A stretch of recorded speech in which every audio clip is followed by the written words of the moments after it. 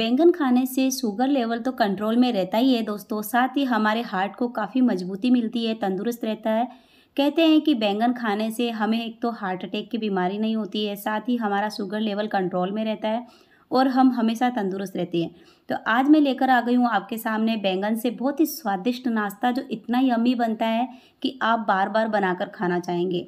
साथ ही हम दूसरा जो बनाएंगे बैंगन से वो होगा लंच। तो बैंगन से नाश्ता और लंच बनाने के लिए मैंने 500 ग्राम बड़ी साइज़ का बैंगन लिया था, जिसमें एक बैंगन जो लंच के लिए बनाना है वो थोड़ा मैंने बड़ा लिया था, और जो नाश्ते के लिए यूज़ करना है मुझे वो थोड़ा छोटी साइज़ में लिया था।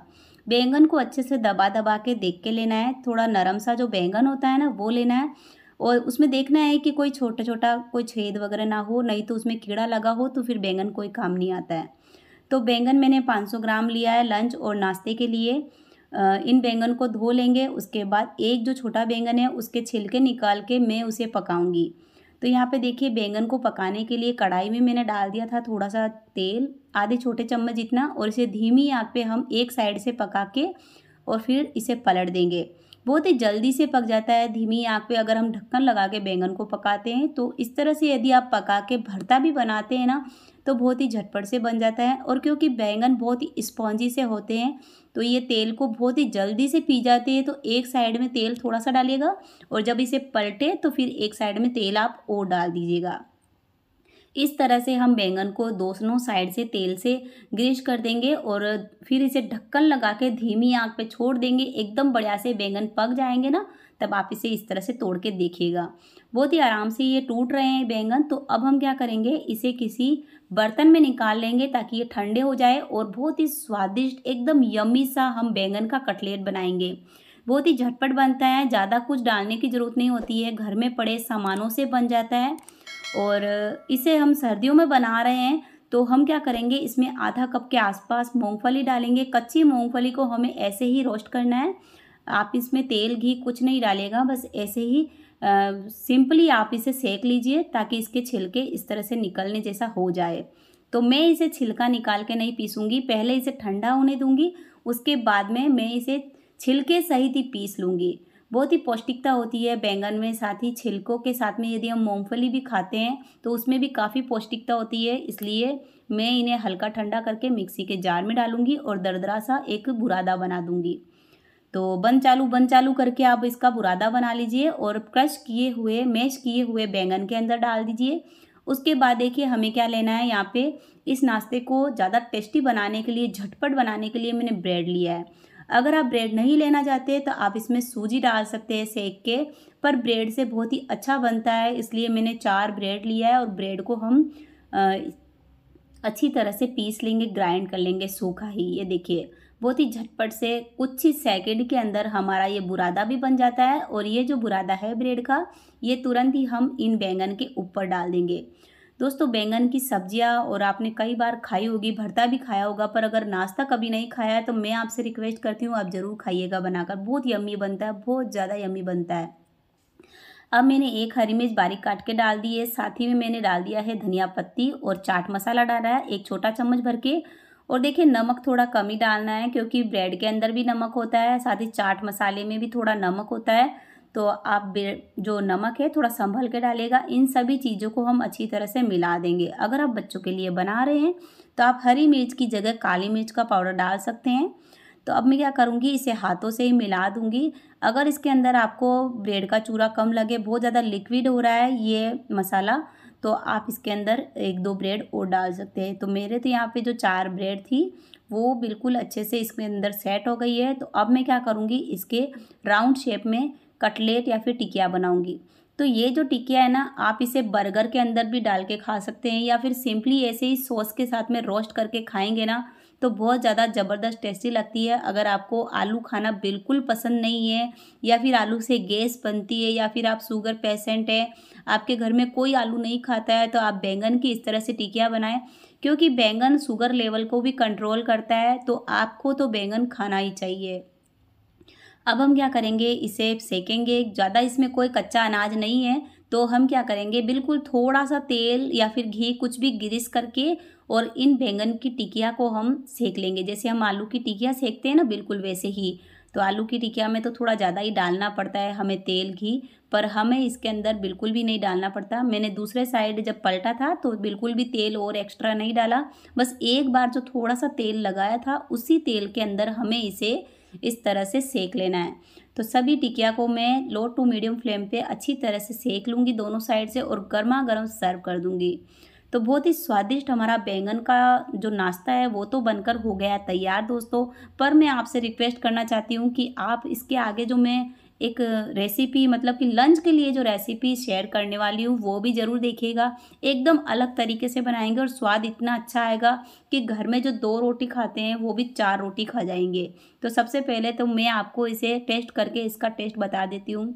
बहुत ही स्वादिष्ट यम्मी से हमारे बैंगन के कटलेट बने हैं, आप बनाकर ज़रूर देखिएगा। अब जो बड़ा सा बैंगन था मेरे पास में, उस बैंगन को हम क्या करेंगे, इस तरह से कट लगाएंगे। पहले धो लिया था और बड़े कट लगा के आप चेक कीजिएगा इसके अंदर कोई कीड़ा ना हो। उसके बाद में इसमें हमें 8 से 10 कलियां लहसुन की और 2 तीखी वाली मिर्चें डाल देनी है। तो देखिए कट हमें इस तरह से लगाने हैं कि इसमें लहसुन बार बार ना निकले रोस्ट करते समय। आज हम ढाबे वाला जो ढाबे का फेमस है ना बैंगन का भरता वो बनाने वाले हैं।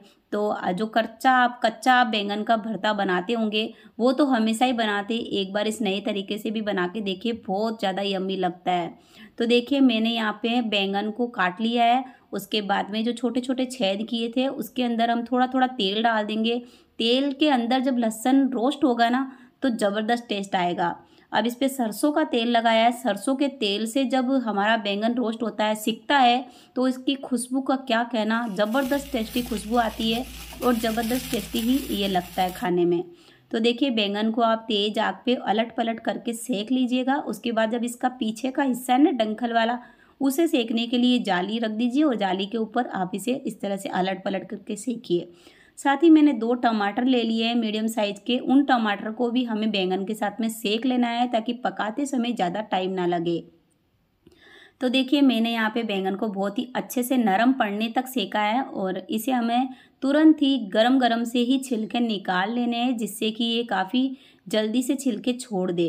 तो दूसरे साइड में हमारे जो टमाटर सिक रहे हैं उनका भी हम छिलका निकालेंगे। उससे पहले बैंगन का छिलका निकाल के इसे हम चेक कर लेते हैं। ये देखिए तो गरम गरम जब छिलके रहते हैं ना उसे हम उतारते हैं तो बहुत ही जल्दी से छिलके निकल जाते हैं। ठंडा होने के बाद में छिलके थोड़ा मुश्किल से छोड़ता है। तो यहाँ पे देखिए इसे धोना नहीं है। पहला जो बैंगन भरते का रूल है वो यही है कि आपको बैंगन को सेकने के बाद में नहीं धोना है।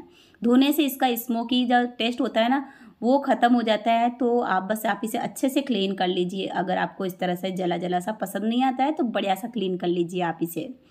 उसके बाद में इसमें जो लहसुन हरी मिर्च निकली है उसे भी हम काट लेंगे और बैंगन को देखिए इस तरह से काटना है ताकि इसके लंबे लंबे जो रेशे हैं वो कट जाए, तो खाते समय दिक्कत ना हो बिल्कुल भी।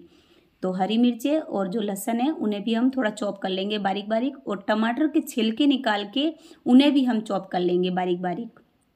मिक्सी में मैंने ग्राइंड नहीं किया। मिक्सी में ग्राइंड करने से वो ग्रेवी जैसा बन जाता है तो फिर वो खाने में मज़ा नहीं आता है। हल्के हल्के से चंक्स रहते हैं ना, टुकड़े रहते हैं, तो बहुत बढ़िया यम्मी लगता है बैंगन का भरता। तो बोलते बोलते भी मुंह में पानी आ रहा है जबकि मैंने ये खा लिया है। इतना ज़्यादा ज़बरदस्त टेस्टी सा था। तो अब हमें क्या करना है, इसके अंदर तुरंत ही बैंगन का जो भरता हमने कच्चा बना के रखा है उसके अंदर थोड़ी सी धनिया पत्ती डाल देंगे। और अब हम थोड़े से जो बैंगन की धनिए के डंठल है वो भी चॉप कर लेंगे और एक बड़ा सा प्याज चॉप करेंगे। तो जो हमारे पास प्याज है उसे मोटा मोटा ही काटेंगे, ज़्यादा छोटा नहीं काटना है। इस तरह के मोटे मोटे टुकड़े रहेंगे। तो बैंगन के भरते में जब ढाबे वाले बैंगन के भरते में जब ये बड़े बड़े प्याज के टुकड़े दिखते हैं या मुंह में आते हैं तो बहुत ज़्यादा ज़बरदस्त टेस्टी लगता है। तो कुछ चीज़ें बनाने के ऐसे रूल्स होते हैं जिन्हें अगर हम फॉलो करते हैं तो जो मार्केट में हम ढाबे रेस्टोरेंट में स्वाद पाते हैं वही घर पे मिल जाता है। 1 छोटा चम्मच मैंने सरसों का तेल और 1 छोटा चम्मच मैंने नॉर्मल वेजिटेबल तेल लेके गरम कर लिया है। उसमें 1 छोटा चम्मच जीरा चटकाया है। साथ ही में आधा चम्मच जितना मैंने अदरक को बारीक कूट के और इसमें हल्का सा पका लिया है। हल्का सा पक जाए, कच्चापन निकल जाए अदरक का, उसके बाद में इसमें हमें डाल देना है प्याज। तो देखिए प्याज और टमाटर जो है ना वो बैंगन के जितना ही लेना है हमें। बैंगन से थोड़ा सा हल्का सा कम ले सकते हैं पर ज़्यादा लेने से फिर जो बैंगन का स्वाद है वो दब जाता है। तो आप बराबर क्वांटिटी में ले लीजिए या फिर उससे थोड़ा सा कम लीजिए बैंगन से। बैंगन पहले प्याज को तेल में एक बार के लिए मिला देंगे। उसके बाद 1 छोटा चम्मच लाल मिर्च का पाउडर, 1 छोटा चम्मच धनिया का पाउडर और बिल्कुल थोड़ा सा 2 चिमटे जितना हमें डालना है हल्दी का पाउडर और स्वाद के अनुसार नमक। ये सब चीज़ें डालने के बाद में हमें मसाले के अंदर ही प्याज को पका लेना है। तो ज़्यादा प्याज को हमें मैशी मैशी नहीं करना है, हल्का सा खड़ा सा रखना है। और क्योंकि हमारे पास जो बैंगन, टमाटर, हरी मिर्चें, लहसुन है, ये पहले से ही पके हुए हैं, तो मसाले को एक ही बार अच्छे से पका लीजिए। बढ़िया धीमी आंच में मसाले को पका लिया है। क्योंकि इसमें पानी नहीं गिरता है तो तेज़ आंच में नहीं पकाइएगा मसालों को, नहीं तो फिर अगर पैने में लगने लगता है तो फिर हमें पानी डालने की वो लगने लग जाती है कि पानी डालते हैं। धीमी आंच पे ढक्कन लगा के पका लीजिए आप चाहे तो मसाले को। उसके बाद ये बैंगन डाल दीजिए भरता हमारा, और उसके बाद आप इसे सिर्फ 2 मिनट और पकाइए। हल्का हल्का सा किनारों से जब तेल निकलने लगेगा ना तो बहुत ज़्यादा स्वादिष्ट लगेगा। और पका हुआ बैंगन के भरते का तो क्या कहना, बहुत ही स्वादिष्ट हमारा ढाबे वाला बैंगन का भरता बनकर हो गया है तैयार, सरसों के तेल वाला। इसके साथ में मैंने मटर पुलाव बनाया है, साथ ही में गेहूं के आटे की रोटी बनाई है। बहुत ही ज़्यादा टेस्टी सा ये हमारा आज का लंच और नाश्ता बना है दोस्तों। अगर आज का वीडियो आपको पसंद आए तो प्लीज़ वीडियो को लाइक और चैनल को सब्सक्राइब करें। आप देख रहे हैं आपका अपना यूट्यूब चैनल सुबह शाम क्या बनाएं। तब तक के लिए बाय बाय दोस्तों, मिलते हैं और एक नई वीडियो के साथ में। Thank you so much.